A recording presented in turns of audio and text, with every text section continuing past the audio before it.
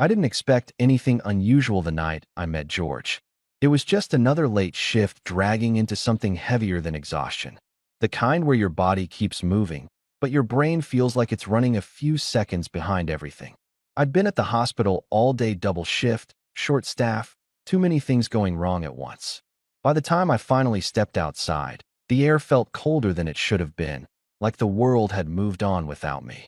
That's when I saw the fire truck parked across the street. Not unusual in itself. The city was loud, unpredictable. Sirens were just background noise most days. But this time it wasn't moving. Just sitting there, lights off, engine quiet, like it had already done what it came to do. And leaning against it was him, George. At the time, I didn't know his name. Just noticed the way he stood there, helmet off, jacket unzipped, running a hand through his hair like he was trying to shake something off.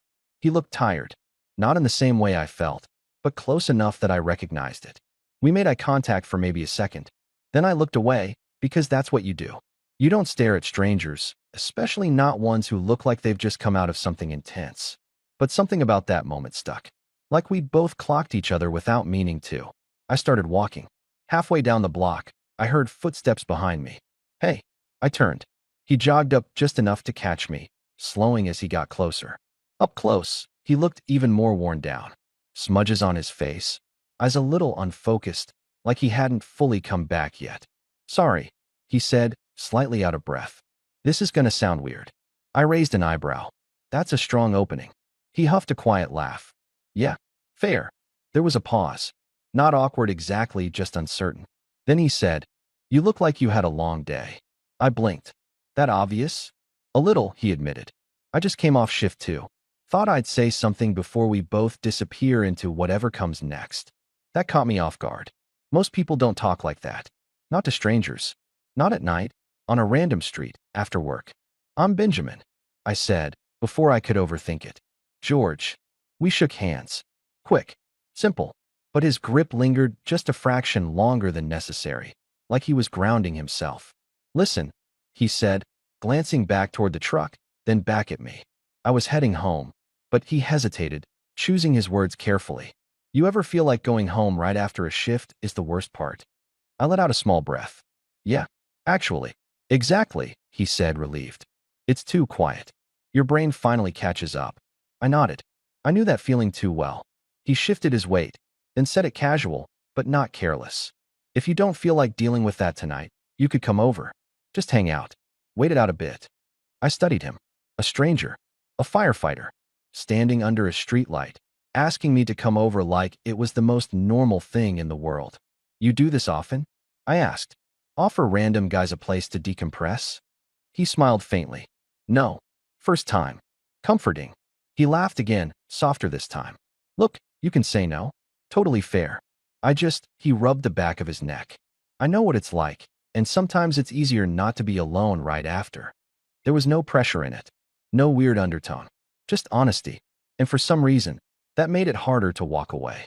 I glanced down the empty street. Thought about my apartment, dark, silent, waiting.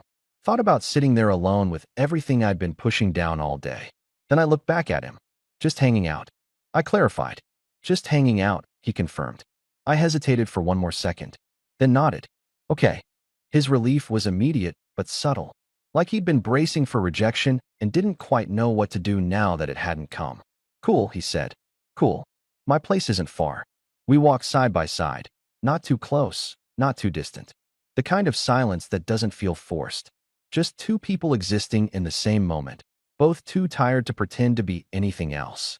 After a minute, he said, You always trust strangers this easily? Not really, I replied. You just don't feel like one. He glanced at me, surprised by that. Yeah, he asked. Yeah. He looked ahead again, quieter now. Good, he said. I didn't realize it yet, but that was the moment something shifted. Not dramatic. Not obvious.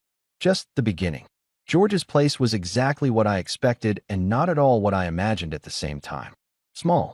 Clean in a practical way, not a polished one. A couch that had clearly seen long nights. A kitchen that looked used but not messy, and a faint smell of something warm, coffee, maybe, or just the lingering trace of being lived in. It's not much, he said, kicking off his boots near the door. It's good, I replied honestly. Feels real. He glanced at me like that answer meant more than it should have. Yeah, he said quietly. That's kind of the goal. I stepped further inside, suddenly aware of how unusual this situation was. I'd followed a stranger home, a firefighter I'd met 20 minutes ago, and yet, I didn't feel on edge, just aware. He moved into the kitchen without asking, grabbing 2 glasses, filling them with water. Hydration first, he said, handing one to me. Non-negotiable after a shift. I took it, a small smile slipping through. You always this bossy. Only when I'm right. I laughed under my breath and took a sip. The cold water helped more than I expected. For a minute, we didn't talk. He leaned against the counter. I stood near the edge of the living room. Both of us decompressing in our own way, just existing in the same space. It was quiet, but not heavy. Rough day? He asked eventually. I exhaled slowly. Yeah. You. He nodded. Yeah. Another pause. Then he added, you don't have to talk about it. I know, I said. Same for you. He looked at me again, that same thoughtful expression from earlier. Deal. Something about that no pressure, no digging made it easier instead of harder. I sat down on the couch, leaning back, letting my body finally relax in a way it hadn't all day. George stayed where he was for a second, watching me like he was making sure I was actually okay being there. Then he walked over and sat on the opposite end. Not too close. Not distant either. Respectful. I usually put something on, he said, grabbing the remote. Background noise helps. Otherwise, my brain starts replaying everything. Yeah, I murmured. I get that. He turned on some random show, nothing intense, just voices filling the space. Neither of us paid attention to it. After a few minutes, I realized something. My shoulders weren't tense anymore. I hadn't checked the time. I wasn't thinking about the hospital. That alone felt rare. You're good at this, I said suddenly. He glanced over. At what? Making it not feel like everything's too loud in your head. He held my gaze for a second longer than expected. Practice, he said. There was something behind that word. Something he didn't expand on. I didn't push. Instead, I shifted slightly, settling more comfortably into the couch. How long have you been doing this? Firefighting, he asked. Yeah.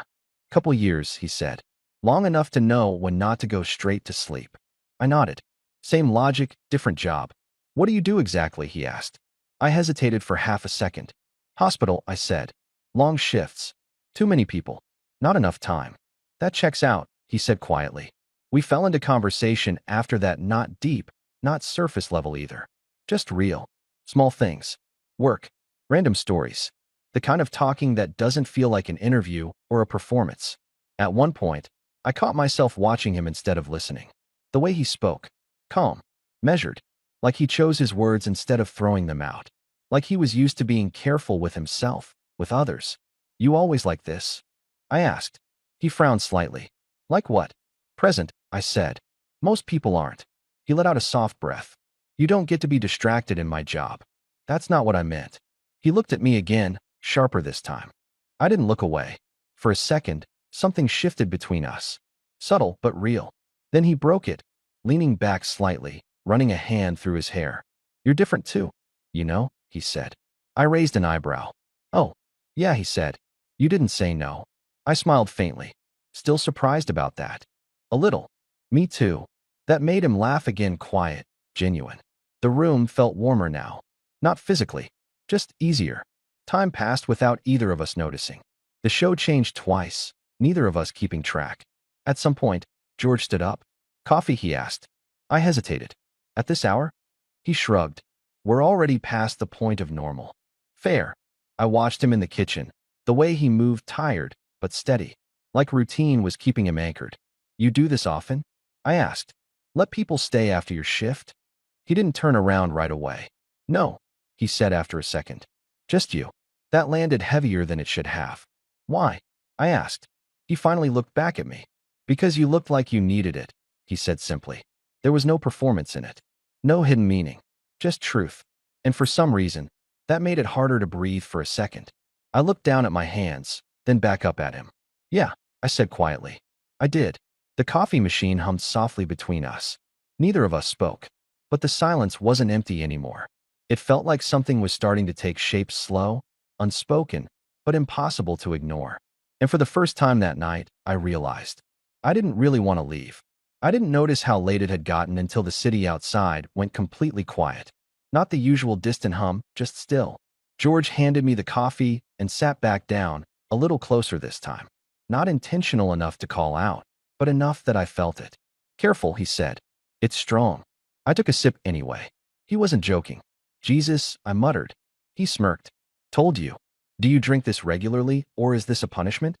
Depends on the day. I shook my head, but I didn't put it down. We sat there again, side by side, the low sound of the TV filling the room. But now the silence between conversations felt different. Less like recovery, more like awareness. I could feel him there. Not just physically, present. At some point, he leaned forward, elbows on his knees, staring at nothing in particular. You ever get that moment, he said, where everything just catches up all at once? I didn't answer right away. Yeah, I said eventually. Usually when I stop moving. He nodded slowly. Same. There was a weight in his voice this time. Not overwhelming, but real. I turned slightly toward him. What happened today? He hesitated, then shook his head once. Nothing I want to put into words right now. Okay. I didn't push. That seemed to matter. After a few seconds, he leaned back again, letting out a long breath. Thanks, he said. For what? Not asking twice. I gave a small shrug. You didn't ask me either. Didn't need to, he said. I looked at him. Same thing. I asked. Same thing, he confirmed. That should have been the end of it. But it wasn't. Because now, there was this quiet understanding sitting between us. Something unspoken, but shared. And once that kind of thing appears, it's hard to ignore. I shifted slightly, turning more toward him without fully realizing it. You always this good with people? I asked. He frowned faintly. I wouldn't say that. You are, I said. You know when to talk. When not to. Most people don't. He considered that. I think, he said slowly. You just learn what people need when you see them at their worst. That hit harder than anything else he'd said so far. Yeah, I said quietly. That makes sense. We held each other's gaze for a second longer than before. Then neither of us looked away. It wasn't intense in a dramatic way. Just steady. Like we'd both stopped pretending not to notice something. George was the first to break it, but not by pulling away. He asked, softer this time, you okay now? The question was simple, but it wasn't about the shift anymore. I knew that. Yeah, I said.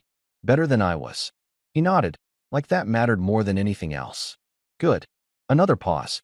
Longer this time. The kind that stretches just enough to make you aware of every small detail, the distance between you. The way your breathing matches without trying, the quiet tension of something about to happen, or not. I wasn't sure which one it would be. Benjamin, he said. It was the first time he'd used my name since we got here. Yeah. He hesitated. Not unsure, just careful. You don't have to leave right away, he said. If you don't want to. I let out a small breath. I wasn't planning to, I admitted. Something in his expression softened. Okay. Neither of us moved. But the space between us didn't feel the same anymore. It felt smaller, warmer, like we'd both stepped into it without saying it out loud. After a while, I leaned my head back against the couch, staring at the ceiling. Funny, I said. What? If you told me an hour ago I'd be here, I would have said no. Yeah, he asked. Yeah. And now? I turned my head slightly, looking at him. Now I'm glad I said yes. He held my gaze again. Longer this time. No hesitation. Me too, he said. And that was it. No big moment. No dramatic shift. Just two words that felt heavier than they should have. We didn't talk much after that. Didn't need to. At some point, I shifted closer without thinking about it, just enough that our shoulders brushed lightly. He didn't move away. Didn't react at all, actually. Except for the fact that his breathing changed slightly. Slower. Like he noticed too. We stayed like that. Quiet. Still.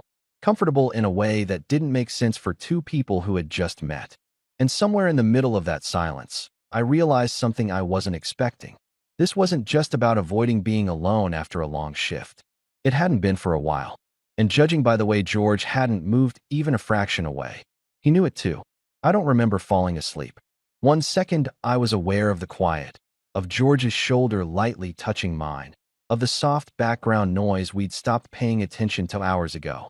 And the next, I was waking up. Slowly. Disoriented at first, like my brain hadn't caught up to where I was. The room was dim, early morning light just barely coming through the window. And I wasn't on opposite ends of the couch anymore. Somewhere during the night, we'd shifted. Not dramatically, just enough. I was still sitting, but slouched slightly into the corner. And George, still right there beside me, had leaned back in the same direction. Our shoulders fully resting against each other now, not just brushing. Close. Too close to call accidental. I stayed still, not because I was uncomfortable, because I wanted to understand the moment before I moved through it. His breathing was steady, slower than last night, actually asleep. And for a second, I just existed there. No rush, no noise, no weight from everything waiting outside this apartment. Just this quiet, shared pause in time. I shifted slightly, careful not to wake him, but his eyes opened anyway. Not startled, just aware. We both froze for a second. Then he let out a quiet breath, like he was coming back online. "Hey," he murmured. "Hey." Neither of us moved right away. Then he straightened a little, not pulling away completely, just enough to look at me properly. "How long was I out?" he asked. "No idea," I said. "Same here." He nodded, rubbing his face slowly. "Sorry," he added. "Didn't mean to pass out on you." "You didn't," I said. "I was right there too." That earned a small smile. "Good," he said. There was a pause. Not awkward, just different from last night. Because now it wasn't just two strangers avoiding going home. Now there was memory, awareness, something real sitting between us. I stood up first, stretching slightly. "What time is it?" He glanced at the clock. "Early. Too early to function." "Yeah," I muttered. "That sounds right." He stood too, slower than me, like his body was still catching up. "You heading out?" he asked. The question was casual, but there was something under it. I noticed. "I probably should," I said. He nodded once. Didn't argue. Didn't try to convince me to stay. And somehow, that made it harder. I grabbed my things, suddenly aware of the shift back toward reality. The outside world. Responsibilities. Noise. At the door, I hesitated. I didn't plan to. It just happened. George noticed immediately. "You good?" he asked. I looked at him. Really looked this time, in daylight. He didn't seem different. Just clearer. "Yeah," I said. Then, after a second, "Last night was." I trailed off. He didn't fill it in. Just waited. "Unexpected," I finished. He nodded slightly. "Yeah," he said. "It was." Another pause. Then he added, quieter this time, not in a bad way. I felt something shift in my chest. "Yeah," I said. Not in a bad way. We stood there for a second longer than necessary. Then I reached for the door. "Benjamin." I stopped. Turned back. "Yeah." He stepped a little closer, not too close. Just enough. "If you ever have another shift like that," he said, choosing his words carefully, "you don't have to deal with it alone." There it was again. That same honesty. Simple. Direct. Dangerous in a quiet way. I nodded slowly. "Same goes for you," I said. Something in his expression changed at that. Softer. "Yeah," he said. I opened the door. Stepped out. And for a second, I thought that would be it. One night. One moment. Something that stays contained. But as I walked away, I realized something that didn't sit right. I didn't feel done. Not even close. And judging by the way George had said my name before I left, neither did he. I told myself I wouldn't think about him. That it was just one night. One shared moment between two people who were tired enough to let their guard down. That's all it was supposed to be. But the problem with moments like that is they don't stay where you leave them. They follow you. All day, I kept catching myself drifting. Mid-conversation at work. Walking between rooms. Even just standing still for a second too long. My brain kept replaying small things, the way he said my name. The quiet pauses that didn't feel empty. The way everything had felt easy. Too easy. By the end of my shift, I was exhausted again. But this time, it wasn't just physical. It was that same weight creeping back in the one George had somehow made disappear for a few hours. And I hated how quickly I noticed the difference. I stepped outside. Same street. Same cold air. But no fire truck this time. No George leaning against it like he'd been waiting for something without realizing it. I stood there longer than I needed to. Then I pulled out my phone. Stared at it. I didn't even have his number. I let out a quiet breath, almost laughing at myself. "Of course," I muttered. One night. No exchange. No plan. Just trust. And now? Now I was standing outside like an idiot, wishing I had something more concrete than a memory. I started walking. Told myself to drop it. That if it mattered, it would have been clearer. That if he wanted. Benjamin. I stopped. Turned. And there he was. George. Walking toward me like this wasn't strange at all. Like it made perfect sense that he'd show up at the exact moment I was thinking about him. "You've got to be kidding me." I said under my breath. He smiled slightly, a little out of breath. I was hoping you'd still be here, he said. You were hoping? I asked. Yeah. He slowed as he got closer, stopping a few steps in front of me. For a second, neither of us spoke. Then I asked how. How what? How did you know I'd be here? He shrugged lightly. Same schedule, right? I blinked. You remembered that? Yeah. That shouldn't have hit as much as it did. But it did. I crossed my arms slightly, studying him. So you just showed up? Pretty much. There was no hesitation in his answer. No attempt to make it sound casual. It just was what it was. I let out a small breath. That's either really confident or really risky. Probably both, he said. I smiled despite myself. We stood there again, just like the night before. But different. Because now we knew exactly what this was. Or at least, that it was something. You heading home? He asked. I hesitated.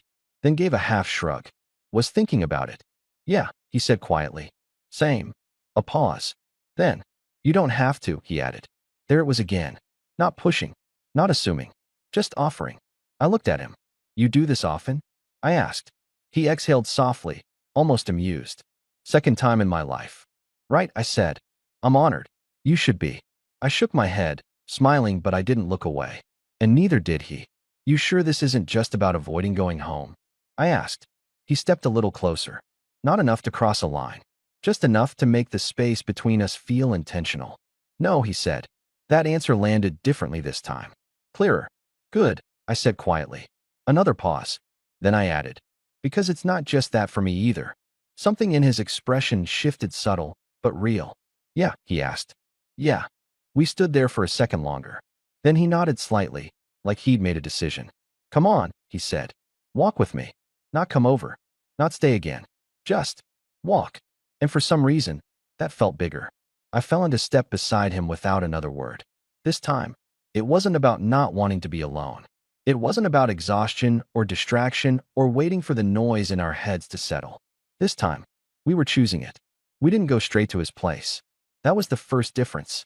The night before, everything had been about escaping something, noise, exhaustion, whatever was sitting too heavy in our heads. But now, we walked. No destination at first.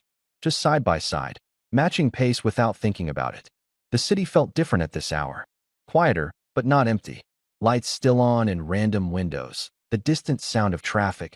The kind of stillness that makes conversations feel more honest. You always this impulsive? I asked after a few minutes. George glanced at me. You followed me home yesterday. Fair point. He smirked slightly. So no, I'm not the only one. I shook my head, but I didn't argue.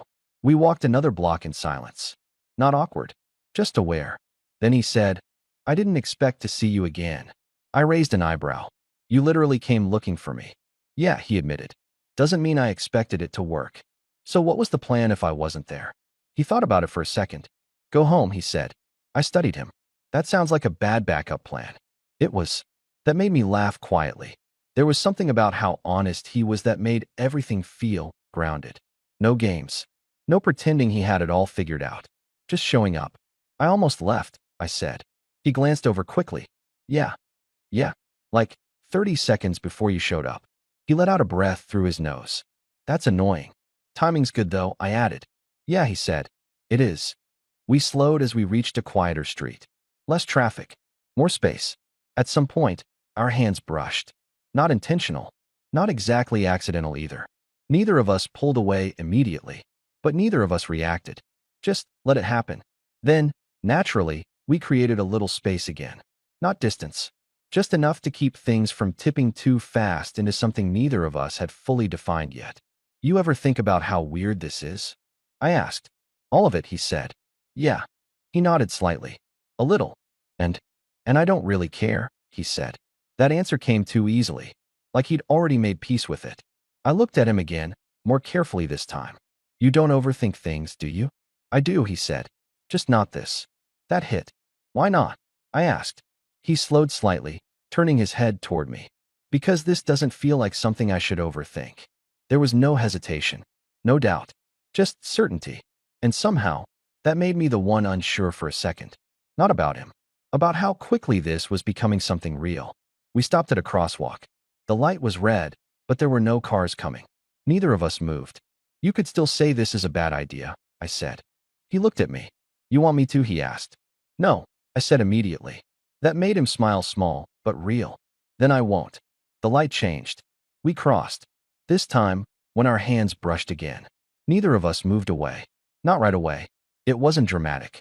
No sudden grab. No statement. Just fingers lightly touching, then staying. Testing. And when neither of us pulled back, that was the answer. We didn't fully hold hands. Not yet. But we didn't separate either. That space between almost and something more, we stayed right there. Comfortably. When we finally reached his building, we stopped outside. Same spot as last night. But everything felt different now. Less uncertain. More intentional. You coming up? He asked. I looked at him. This time, there was no hesitation. Yeah, I said. He nodded once. Like he expected that answer. We went inside. The apartment felt familiar now. Not new. Not Jujoid. Just his. And somehow, a little less Jujoid for me too. He closed the door behind us, quieter than before. Neither of us moved immediately. Just stood there, facing each other. No distractions now. No walking. No outside noise. Just this. You tired? He asked. A little, I said. Same. A pause.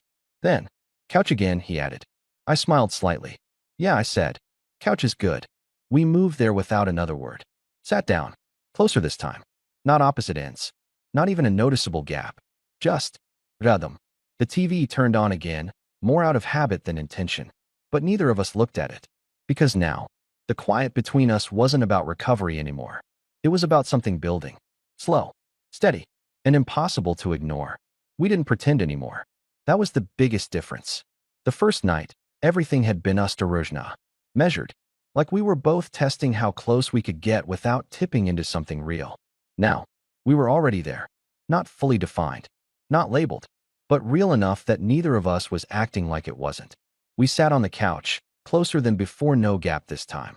My arm resting along the back. His shoulder just slightly turned toward me. The TV was on again. Still irrelevant. You're quiet, he said after a while. So are you. Yeah, he admitted. But mine's more thinking. I glanced at him. About what? He didn't answer right away. Then, about how fast this is moving. That surprised me.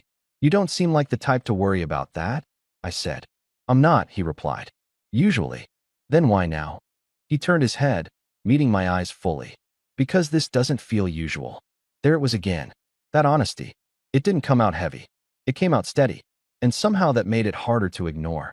Yeah, I said quietly. It doesn't. A pause. Not uncomfortable. Just loaded. Then I added, does that bother you? He shook his head immediately. No. Then what? He leaned forward slightly, elbows on his knees, thinking. It just makes me want to not screw it up, he said. That landed deeper than anything else so far. I studied him for a second. You think you will? I asked. He let out a small breath. I don't know. I nodded slowly. Fair. Another pause. Then he glanced at me again, more carefully this time. What about you? He asked. What about me? You worried about it? I thought about that. Really thought. Then shook my head. No, I said. Why not? Because I don't think this feels like something fragile, I replied. His expression shifted slightly. How so? I leaned back, letting my head rest against the couch. Fragile things feel uncertain, I said. This doesn't. He watched me closely. Then what does it feel like? I met his gaze again. Like something we're already in. That changed the air. Not dramatically, but enough. He didn't look away. Didn't joke. Didn't deflect. Just stayed there with it. Yeah, he said after a second. That's exactly it. The silence that followed wasn't empty. It was full. Of awareness. Of choice. Of the fact that neither of us was stepping back. I shifted slightly, turning more toward him without thinking. He didn't move away. Didn't even hesitate. George, I said. Yeah. You keep doing that. Doing what? Showing up. That caught him off guard, not visibly, but enough. I mean, I added. Last night, today, you don't hesitate. He looked at me for a long second, then said quietly, I've hesitated before. Something in his tone made that feel heavier than it sounded. Yeah. I asked. Yeah, he said. Didn't go well. I didn't ask more. Didn't need to. I'm glad you didn't this time, I said. That was the moment something shifted again. Not outwardly. Internally. Because now it wasn't just about the situation. It was about him. And me. And the fact that we were both choosing to stay in this, whatever it was becoming. He leaned back again, closer this time without thinking. Our shoulders pressed fully together now. Not light contact. Not accidental. Intentional. We stayed like that. Quiet. Breathing steady. No rush to fill the space. After a while, he said, softer now. You ever think about what happens after this? I didn't answer immediately. After what? I asked. This, he said. Tonight. Tomorrow. After the part where this is new. That was a real question. Not casual. I turned my head slightly, looking at him. Do you want it to end there? I asked. His answer came instantly. No. Something settled in my chest. Then that's your answer, I said. He studied me for a second. You're very sure, he said. I am, I replied. Why? I held his gaze. Because I don't feel like walking away from this. That was it. No big speech. No dramatic confession. Just truth. And it was enough. He nodded once. Slow. Certain. Yeah, he said. Me neither. We didn't rush anything after that. Didn't need to. Because whatever this was, it had already crossed the point of being sluchainum. And neither of us was pretending otherwise anymore. The next morning didn't feel uncertain. That's how I knew this wasn't just a moment. I woke up slower this time, not disoriented, not confused. Just aware. The kind of awareness that settles in your chest before your thoughts fully catch up. George was already awake. Not moving much. Just sitting there slightly turned toward me. Like he'd been up for a while, but didn't want to break whatever this was yet. Morning, he said quietly. Morning. No awkwardness. No reset. That was new.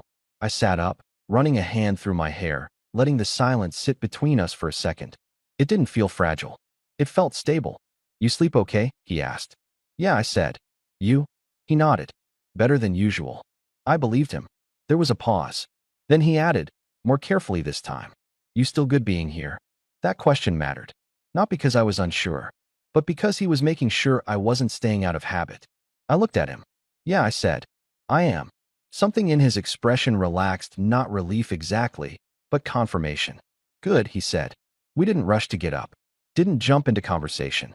Just stayed there a little longer, letting the quiet exist without needing to fill it. After a while, I stood, stretching slightly. Real life's gonna start demanding attention soon, I said. Yeah, he replied. Unfortunately, I grabbed my things, slower than I needed to. Not because I didn't want to leave, but because this didn't feel like something you just walk away from casually anymore. At the door, I stopped again. Same as yesterday, but different. Because now, I knew why. George stepped closer. Not hesitant. Not unsure. Just present. So, he said, this doesn't feel like a one-time thing. I shook my head. No, I said. It doesn't. Good, he replied. A small pause. Then, you free tomorrow? He asked. Simple. Direct. I smiled slightly. Yeah, I said. I am. Come by, he said. Not after a shift. Not because we're exhausted. Just normally. That mattered. More than anything else he'd said so far. Yeah, I nodded. I'd like that. We stood there for one more second. Not dragging it out. Not avoiding anything. Just acknowledging what this had become. See you, George, I said. See you, Benjamin. I stepped out. This time, the air didn't feel heavy. Didn't feel like something was waiting to catch up to me. It felt clear. And as I walked away, I realized something I hadn't expected when all of this started. This wasn't about escaping anything anymore. Not the noise. Not the exhaustion. Not being alone. This was about choosing someone. Quietly. Naturally. Without forcing it. And for the first time in a long time. That felt enough.